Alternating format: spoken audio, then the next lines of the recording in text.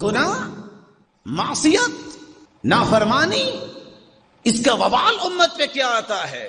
اگر اس حدیث کو غور سے بار بار پڑھا جائے تو کائنات کے اندر جتنے ساری آزمائشیں اور فتنے اور عذاب کی شکلیں ہیں اس حدیث سے سمجھ تو آ گئی۔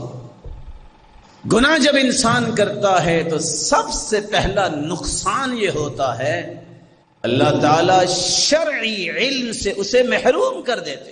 حرمان العلم الشرعی، وہ علم جس سے آخرت بنتی ہے، وہ علم جس سے عمل انسان کے اندر آتا ہے، وہ علم جس سے خشیت الہی پیدا ہوتی ہے، وہ علم جس سے انسانیت کی خیر خواہی پیدا ہوتی ہے، وہ علم جس سے انسان کے سینے میں مسلمانوں کی ہمدردی پیدا ہوتی ہے، وہ علم جس سے بڑے کا احترام انسان کے اندر آتا ہے، وہ علم جس سے چھوٹے پہ شفقت کے جذبات پیدا ہوتے ہیں، وہ علم جس سے مسلمانوں کو جوڑنے کا کام لیا جاتا ہے۔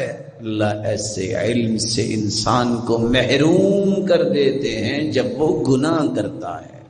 رسول اللہ صلی اللہ علیہ وسلم کا فرمان ہے ان العبد اذا اذنب الذنب فيحرم به قيام الليل، بے شک بندہ جب گناہ کرتا ہے گناہ کی وجہ سے اللہ رب العزت تہجد کی نعمت اس سے چھین لیتے ہیں، اسے محروم کر دیتے ہیں۔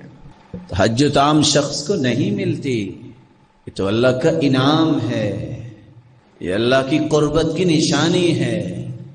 حدیث کے الفاظ ہیں علیکم بقیام اللیل، رات کا قیام لازم پکڑو، وَهُوَ قُرْبَةٌ لِلصَّالِحِينَ وَقُرْبَةٌ إِلَىٰ رَبِّكُمْ فَإِنَّهُ دَأْبُ الصَّالِحِينَ قَبْلَكُمْ، یہ تو انبیاء، اولیاء، اصفیاء، اتقیاء کی نشانی اور امتیاز ہے۔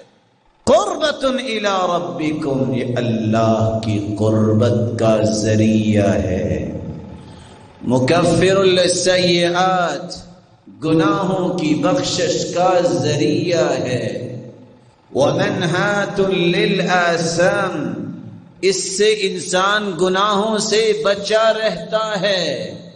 وَمَطْرَدَةٌ لِلدَّاءِ عَنِ الْجَسَدِ، اور انسان تہجد کی وجہ سے جسمانی بیماریوں سے محفوظ کر دیا جاتا ہے۔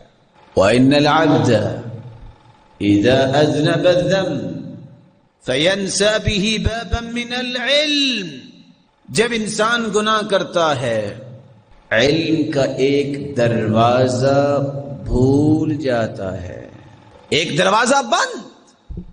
عبداللہ بن مسعود کی ہی روایت ہے، اور عبداللہ بن مسعود ہی فرمایا کرتے تھے علم کے 7 دروازے ہیں، اگر ایک گناہ سے ایک دروازہ بند ہو گیا تو 7 گناہوں سے 7 ہی بند ہو گیا، علم کہاں سے آئے گا؟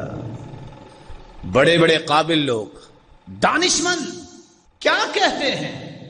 دعا یاد نہیں ہوتی۔ اور اگر آج بھی میں یہاں بیٹھے بیٹھے ہاتھ کھڑا کروا لوں، جی تو نہیں چاہتا کہ کتنے میرے پیارے اور محترم بھائی بزرگ بیٹھے ہیں، ان میں سے کتنوں کو استخارے کی دعا یاد ہے تو کتنے ہاتھ اٹھیں گے؟ اس لیے کہ ہم نے اللہ سے مشورہ کرنا سیکھا ہی نہیں ہے۔ ہمیں مشورہ چاہیے اپنے یار سے، ہمیں مشورہ چاہیے اپنے پارٹنر کا، اپنے خالق کا مشورہ تو ہمیں چاہیے ہی نہیں۔